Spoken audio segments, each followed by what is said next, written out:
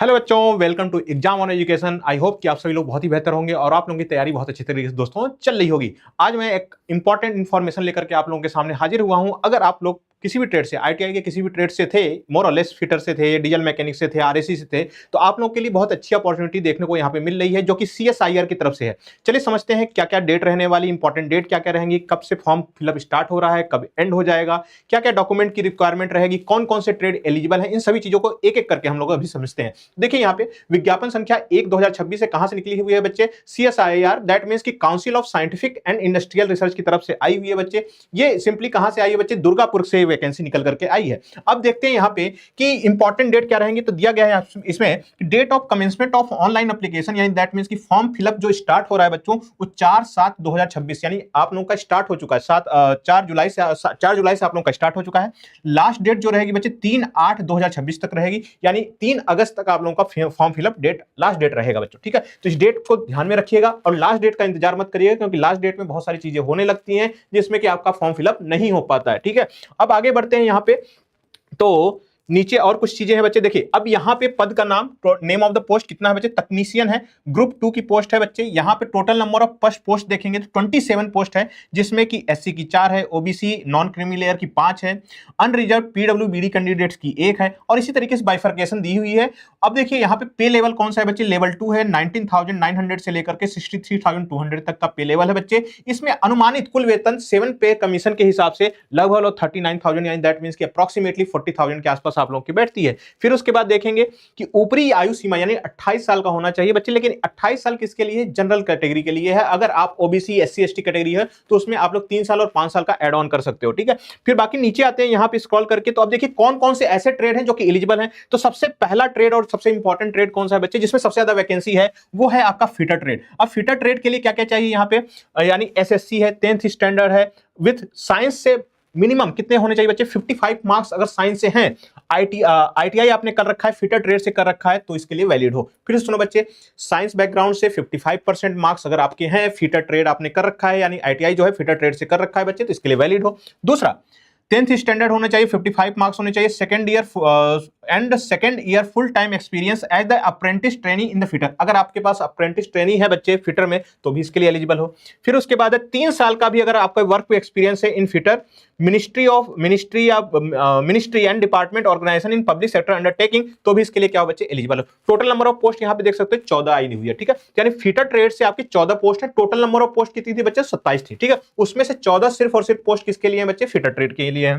फिर नीचे आते हैं तो यहाँ दिया है इलेक्ट्रॉनिक मैकेनिक, यानी दैट मींस कि इलेक्ट्रिकल पावर डिवाइसेस से है, वही सेम स्टैंडर्ड रखा हुआ है। इसमें ट्रेड सिंपली चेंज हो जाएगा, इलेक्ट्रीशियन मैकेनिक यानी इलेक्ट्रिकल पावर ड्राइव हो जाएगा। इसमें टोटल नंबर ऑफ पोस्ट कितनी है बच्चों? 4 है। फिर नीचे आते हैं स्क्रॉल करके, तो यहाँ पे दिया गया है बच्चे इलेक्ट्रॉनिक मैकेनिक या इंस्ट्रूमेंटेशन से, तो आईटीआई किससे होना चाहिए बच्चे? 10th होनी चाहिए, 55% मार्क्स से, साइंस में होना चाहिए बेसिकली। ठीक है, और उसके बाद है इलेक्ट्रॉनिक एंड इंस्ट्रूमेंट मैकेनिक में अगर आप लोगों ने आईटीआई कर रखा है तो इसके लिए अप्लाई हो। कितनी नंबर ऑफ पोस्ट है इस ट्रेड में? तो इसमें 4 है। फिर इसके नीचे आते हैं मशीनिस्ट में वही सेम चीज है यानी अगर बच्चों आपने मशीनिस्ट ट्रेड से आईटीआई कर रखा है, तो इन दैट कंडीशन 2 पोस्ट के लिए आप लोग यहाँ पे एलिजिबल हो। फिर नीचे आते हैं फाउंड्री मैन के लिए, तो फाउंड्री मैन के लिए टोटल नंबर ऑफ वैकेंसी 1 है, और आपकी आईटीआई किससे होनी चाहिए बच्चे? फाउंड्री मैन से होनी चाहिए। तो ये वैकेंसी का बाइफर्केशन है। और नीचे आकर के और देखते बच्चे, तो मैकेनिक मोटर व्हीकल या डीजल मैकेनिक से अगर आप लोग हो, तो यहाँ पे 1 पोस्ट टोटल दिया गया है बच्चे। और वहीं पे एकदम लास्ट में आते हैं आरएसी से भी अगर आपने आईटीआई कर रखी है, तो उसके लिए टोटल नंबर ऑफ पोस्ट बच्चे 1 है। अब यहाँ पे टोटल वैकेंसी कितनी बन जाएगी बच्चे? टेक्नीशियन की 27 बन जाएगी। लेकिन अब देखोगे तो यहाँ पे पैसे काफी अच्छे आप लोग को ऑफर किए जा रहे हैं। अब देखते हैं बच्चे यहाँ पे कि अब देखिए कई बार बच्चों का ये होता है ना कि सर हमें किस लोकेशन पे जॉब करनी होगी, तो यहाँ पे क्लियर कट में दिया गया बच्चे, selected candidate may be posted to work at any division as per the suitability of requirement. मतलब किसी भी डिवीजन में ऑल ओवर इंडिया आपको प्लेस किया जा सकता है, तो इसके लिए रेडी रहिएगा, इसी चीज को सोच समझ करके अप्लाई करिएगा। अब मोड ऑफ सिलेक्शन क्या है बच्चे, तो किस तरीके से आपको सेलेक्ट किया जाएगा? तो देखिए, online application received within the stipulated last date will be screened by the duly constituted screening committee. मतलब जो भी आप फॉर्म अप्लाई करोगे वो कमेटी के पास फॉर्म जाएगी, उसी के बेसिस पे वो आप लोगों को पहले शॉर्टलिस्ट करेंगे। ठीक है, पहली बात ही समझ लीजिएगा, एक कमेटी बैठेगी, आपके फॉर्म को अप्लाई स्क्रीनिंग करेगी और उसके बेसिस पे कुछ बच्चों को शॉर्टलिस्ट करेगी।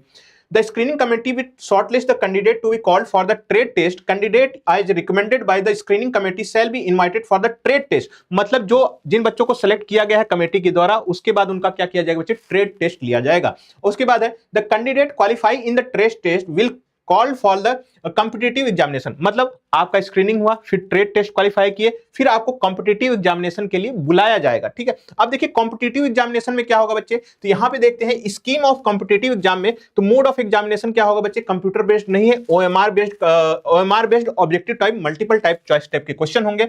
मीडियम ऑफ क्वेश्चन क्या होगा, हिंदी और इंग्लिश दोनों में होंगे। फिर स्टैंडर्ड ऑफ एग्जामिनेशन क्या होगा, 10th और ITI स्टैंडर्ड होने वाला बच्चे। ठीक है, फिर टोटल नंबर ऑफ क्वेश्चंस कितने रहेंगे, 150 क्वेश्चन रहेंगे। टोटल टाइम कितना अलॉटेड रहेगा, 2.5 घंटे का टाइम आपके पास रहेगा। तो जो रिटन एग्जामिनेशन होगा ना, उसके बाद आप लोग का एग्जामिनेशन स्कीम दिया गया है। अब उसमें क्या आएंगे बच्चे, 3 पेपर है टोटल।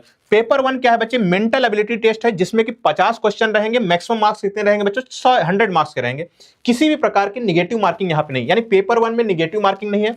50 क्वेश्चन रहेंगे, मैक्सिमम मार्क्स कितने बच्चे, 100 मार्क्स में। एक क्वेश्चन 2 मार्क्स का हो गया। अब लेकिन यहां पे इंपॉर्टेंट चीज है, mental ability test be so devised so that it include the general intelligence, quantitative aptitude, reasoning, problem solving, situation judgement etcetera. मतलब यहां पे रीजनिंग से रिलेटेड आप लोगों के क्वेश्चन देखने को मिलेंगे। अब इंपॉर्टेंट क्या बच्चे, अगर पेपर 1 क्वालिफाई कर जाते हो, और वो क्वालिफाइंग मार्क्स किससे डिसाइड होगा, वो कमेटी डिसाइड करेगी इतना क्वालिफाइंग मार्क, तभी आप पेपर 2 और पेपर 3 का आप बोल सकते हो आपकी चेकिंग होगी। ठीक है, नीचे बढ़ते हैं। Paper 2 time slot allotted 30 minute है यहाँ पे। तो जनरल अवेयरनेस के 25 क्वेश्चन है, इंग्लिश लैंग्वेज के बच्चों 25 क्वेश्चन है। टोटल मिलाकर के यहाँ पे एक क्वेश्चन 3 मार्क्स का हो जाता है, 75 ये हो जाएंगे। 1 negative marking for the wrong answer, 1 negative marking for the wrong answer. यानी जनरल अवेयरनेस के 1/3 एक नेगेटिव मार्किंग है बच्चे रॉन्ग आंसर करने पे, और सही आंसर करने पे 3 मार्क्स आप लोगों को मिलेंगे। अब पेपर 3 क्या बच्चे, टाइम स्लॉट अलॉटेड इसके लिए क्या है, 1 घंटे है। 1 घंटे में आपको कंसर्न सब्जेक्ट, यानी दैट मींस कि जिस ट्रेड से आप लोग अप्लाई कर रहे हो, उस ट्रेड से क्वेश्चन पूछे जाएंगे। कितने क्वेश्चन रहेंगे बच्चे, 50 क्वेश्चन रहेंगे। कितने मार्क्स के रहेंगे, एक क्वेश्चन 3 मार्क्स का हो गया, तो यहाँ पे 150 मार्क्स हो जाएंगे। और इसके बाद बच्चों निगेटिव मार्किंग कितना रहेगा, तो 1 मार्क्स निगेटिव रहेगा यहाँ पे, यानी अगर आपने कोई क्वेश्चन गलत कर दिया है तो उसके 1 निगेटिव मार्क्स कैंसिल आउट हो जाएंगे। अब देखिए यहाँ पे क्या है, paper 2 and paper 3 will be evaluated only for those candidates who secure minimum threshold mark to be determined by the selection committee in the paper 1। यानी पेपर 1 में जो सिलेक्शन कमेटी डिसाइड करेगी इतने मार्क्स मिनिमम लाने चाहिए। अगर उतने marks से ज्यादा मार्क्स हैं तभी आपका पेपर 2 पेपर 3 तभी चेकिंग होगा बच्चे। ठीक है, अब उसके बाद है अगला कुछ है बच्चे, देख लेते हैं। काउंसिल सर्विसेज, ठीक है, और इंपॉर्टेंट कोई चीज है, हाँ देखिए अभी यहाँ पे एज रिलैक्सेशन, जैसा कि मैंने पहले बोल दिया था कि ओबीसी कैटेगरी से हो 3 साल का मिल जाता है, शेड्यूल कास्ट से हो तो 5 साल का मिल जाता है। तो उसी टाइप से आप लोगों को यहाँ पे दिया गया है बच्चे कि आपको एज रिलैक्सेशन कितना मिल रहा है। तो यानी 28 साल मैक्सिमम एज है, उसमें 5 साल और 3 साल अगर ऐड कर लोगे, बाकी यहाँ पे पीडब्ल्यूबीडी कैंडिडेट्स के लिए अलग अलग दिया गया है। इसका स्क्रीनशॉट लेकर के देख लीजिएगा। ठीक है, इसके अलावा और कुछ देख लेते हैं भाई, है अदर कंडीशंस। हाँ, अब देखिए कंडीशंस में क्या क्या है बच्चे, तो सिटीजनशिप इंडिया का होना चाहिए, बाहर के नागरिक नहीं हो सकते बच्चे। लास्ट डेट जो है 3/8/2026 है, तो लास्ट डेट का अगेन इंतजार मत करिएगा बच्चों, है ना। और कुछ इंपॉर्टेंट चीजें मैं देख लेता हूं, है क्या। तो ये रही बच्चे मोर और लेस चीजों का, बोल सकते हो कि नोटिफिकेशन की डिटेल रही, ऑर्डर प्रेफरेंस। ठीक है, तो ये यहाँ पे होती है खत्म बच्चे, और बाकी ये सब फॉर्मेट दिए गए हैं, किस फॉर्मेट में कैसे कैसे अप्लाई करना है। अगर देखिए बच्चे, मैंने आप लोगों को इन्फॉर्मेशन सारी की सारी प्रोवाइड कर दी, कैसे अप्लाई, मतलब कहां से अप्लाई करना है, क्या लास्ट डेट रहेगी, कौन कौन अप्लाई कर सकता है, कौन सॉरी